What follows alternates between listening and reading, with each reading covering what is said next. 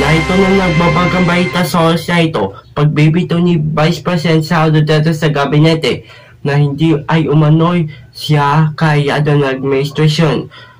Ayon sa mga political analysts, kasunod sa gabinete ayon kay President Bongbong Marcos at si First Lady Isa Marcos na naging gustuhan sa Vice Presidente kamakayan ipagtangkol si BP sa kay Pastor Quiboloy na tinutugis na otoridad dahil sa patong-patong na kaso laban sina Marcos at Duterte. Overnight, maraming mga signs na nakita natin para sabihin na probably or most likely itong feud na to between the two families would lead into the separation or end of the alliance, the political alliance between them.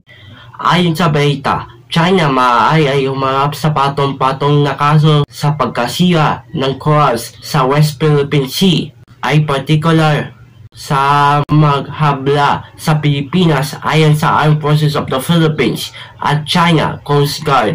Ayon tawag sa Sierra Madre kung pahayag sa mga insidente laban sa China, anong particular sa ayunin at eskwadasyon kung papapanatilihin ng mga sundalo ayon sa eksperto.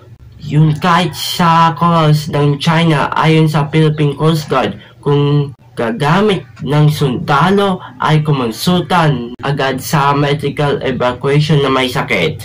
Manatiling nakatutok sa Photogrid News Update. Para sa oras ito, ako po si General Sebastian May Panindigan, Baitang Totoo Lamang. Maraming salamat po.